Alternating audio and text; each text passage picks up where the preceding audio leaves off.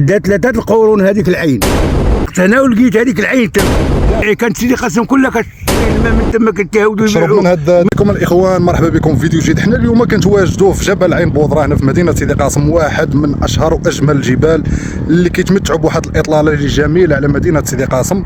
وبالضبط جينا نزوروا واحد الدوار هنايا في هذا الجبل هذا اللي كتواجد فيه واحد العين اللي كتعتبر واحده من اقدم العيون هنا في مدينه سيدي قاسم، اللي كتسمى عين بودره واللي تسمى على اساس ديالها الجبل.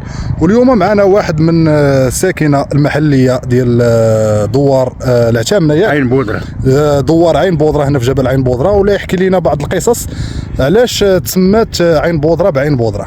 هذا كان واحد السيد تلفاني واحد العوده اييه، وبقى كيقلب عليها، ما خلاها يقلب عليها، جات لهنايا ولقاها حدا واحد العين وحداها الدرا نايضه. قالوا لي فين لقيتي العوده؟ قال لي ما لقيتها حدا واحد العوينه وحداها الدرا، سماوها عين بودره. عدات 3 القرون هذيك العين، 3 القرون يعني القرون. 300 سنه. هذه المعلومه كانت عندي من قبل، ولكن بغيت التاكيد من بعض الناس الساكنه المحليين هنا، هما اللي اكدوا لنا هذه المعلومه هذه.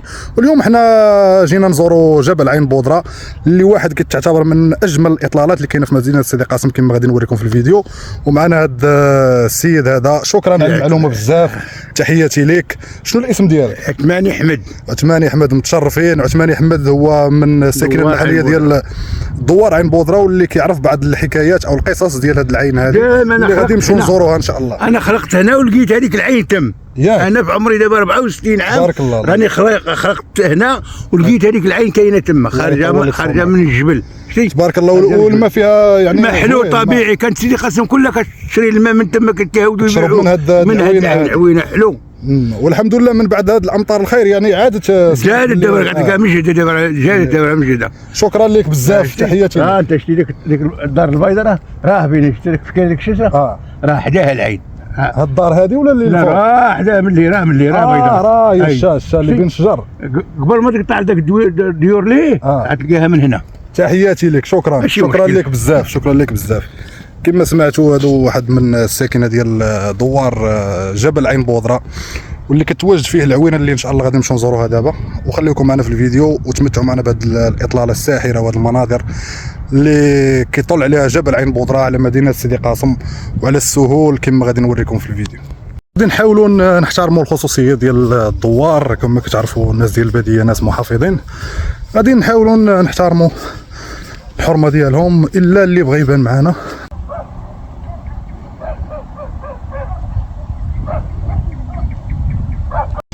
المهم حنا حاليا في الدخله ديال دوار عين بودره اللي كتواجد فيه العين.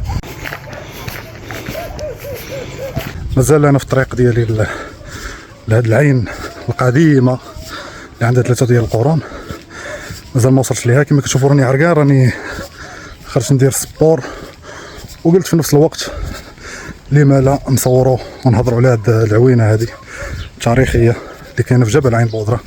يمكن واقيلا تلفت وسط الدوار الاخوان، ما عرفتش الطريق منين، لكن غادي نحاولوا نوصلوا ليها في اقرب وقت ممكن، لان جينا معطلين شويه في وقت الغروب.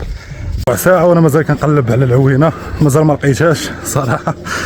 يمكن نضيع الطريق، تلفت على الطريق، فعوض ندخل من الطريق اللي كتخرج ليها نيشان دخلت في واحد طريق فرعيه وصدق ضرب دوره كبيره باش انني نمشي للعين، ولكن مازال ما وصلتش لها. غادي نمشي لها دابا. هي مازال لتحتيه. شكرا اخويا، الله يحفظك، تحياتي لك. شكرا اخويا، الله يحفظك، تحياتي لك، شكرا.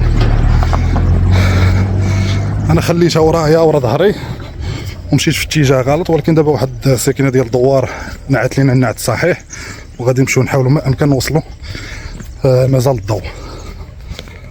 اخوان دابا انا جيت من هاد الطريقه هذه، ياك هاد الطريقه هذه هي اللي طلعت منها، فعوض انني نمشي في هذا الاتجاه هذا صدقت غادي في هذا الاتجاه هذا، وهذا هو اللي خدم مني الوقت وخلاني نتلف على الطريق اللي غادي العوينه. ولكن الناس نعتوا لينا، الناس ديال الدوار نعتوا لينا في هذا الاتجاه هذا، وغادي نمشيو دابا باش نزورو.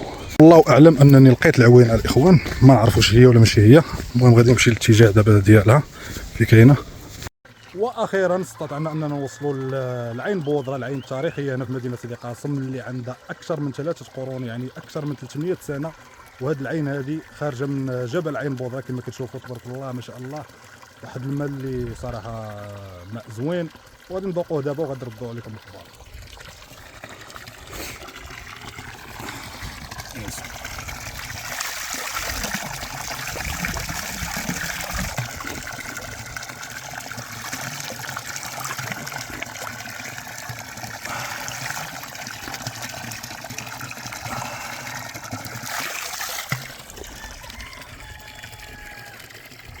صراحه واحد الماء صراحه حلو وزوين، يعني ماء طبيعي كتحس به ماء طبيعي، يعني ما فيه حتى شي تداخل كيماوي او مواد، يعني صراحه